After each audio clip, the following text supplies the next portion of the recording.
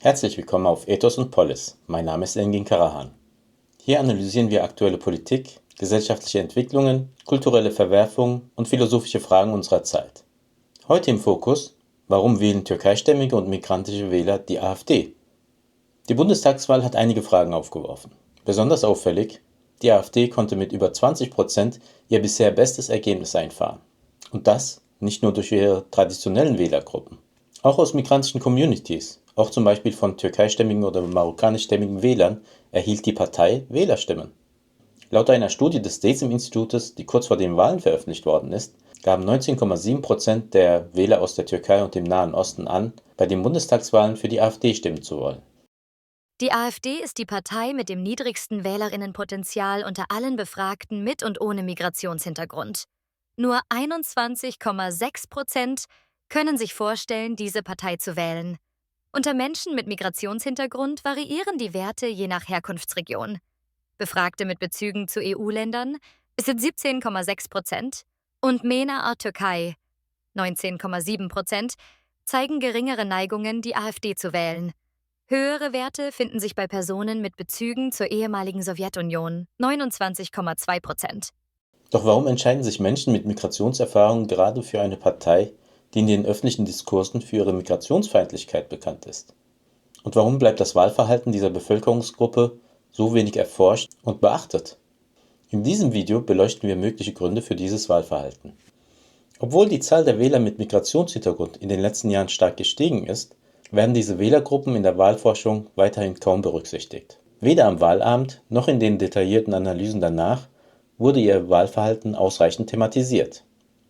Studien wie die DESIM-Kurzstudie sind ein wichtiger, aber seltener Schritt, um die Motivation dieser Wähler besser zu verstehen.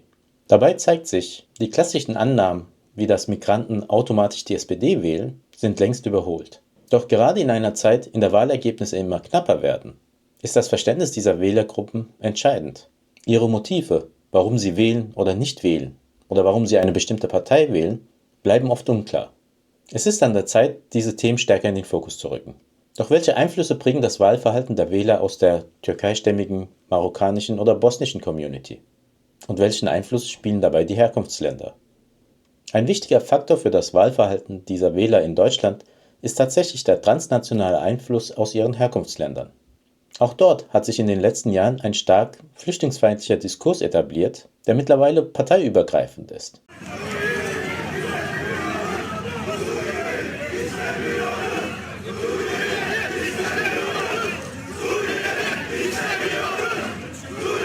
Bugün bir kampanyayı da yürütmeye başladık. 10 milyon imzayı topluyoruz ve bu 10 milyon imzayı Suriyelilerin Suriye'ye dönmesi için topladığımız 10 milyon imzayı Türkiye Büyük Millet Meclisi'ne teslim edeceğiz.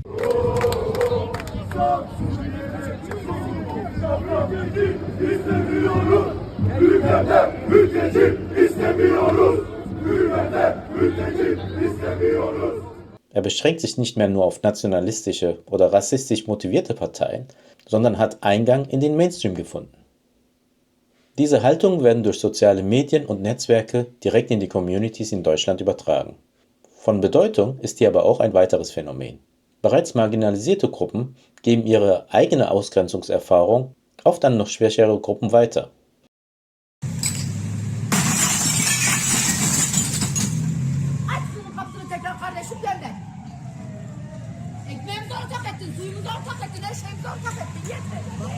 Ben Suriyeli'den ülke açamıyorum.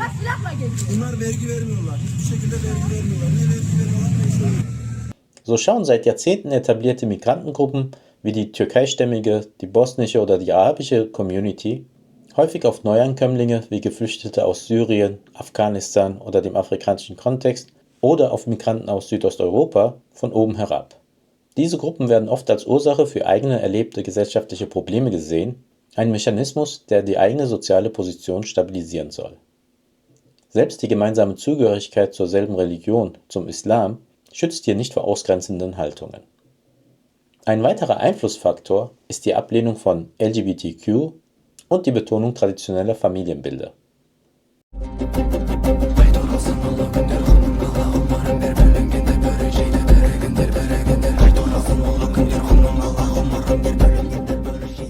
Der antiquäre Diskurs der AfD trifft dabei auf bestehende Vorbehalte in vielen muslimisch-migrantischen Communities. Diese Vorbehalte sind teils kulturell, teils religiös motiviert. Auch transnationale Diskursübernahmen spielen hier eine Rolle. Bestimmte Männlichkeitsvorstellungen und die in den Herkunftsländern immer mehr aufkommende Ablehnung feministischer Gleichstellungsdiskurse werden zunehmend über Social Media transportiert und übernommen. Fatal ist, dass dabei oft mit einer vermeintlich gottgegebenen Natur des Menschen argumentiert wird. Zwar völlig losgelöst vom historischen Kontext des Islams, aber damit mit einer viel größeren Inbrunst und vermeintlichen Authentizität. Diese Narrative bedienen sowohl kulturelle als auch religiöse Identitätsfragen und machen die AfD für einige Wählergruppen anschlussfähig. Diese Diskussionen über Tradition und Werte zeigen aber auch, wie stark sich manche Menschen in dieser Community von der Gesellschaft entfremdet haben. Aber warum führt diese Entfremdung, dieser Frust zu einer Wahl der bewussten Destruktion? Für manche migrantischen Wähler spielt auch die Enttäuschung von der deutschen Politik eine Rolle bei ihrer Wahlentscheidung. Sie fühlen sich aus unterschiedlichen Gründen weder politisch repräsentiert, noch empfinden sie sich als Menschen, die als Teil der Gesellschaft wahrgenommen werden. Diese Entfremdung führt zu einer Protestwahl, bei der die AfD bewusst als destruktive Option gewählt wird. Gestützt werden diese Haltungen auch von einer Wagenburg-Mentalität, die in manchen migrantischen Communities gepflegt wird. Dazu merkt Murat Kayman zum Beispiel kritisch an: Wir müssen auch aufhören, unseren Glauben als Identität zu begreifen, als Unterscheidungsmerkmal zum Deutschen, vor dem wir uns in unserer muslimischen Wagenburg verschanzen. Die angenommene Nichtzugehörigkeit zur deutschen Gesellschaft wird als Ausdruck der Bewahrung der eigenen Identität verstanden. Dabei geht die Distanz in manchen Fällen sogar so weit, dass eine generelle Ablehnung des Deutschen an sich identitätsbestimmend wird.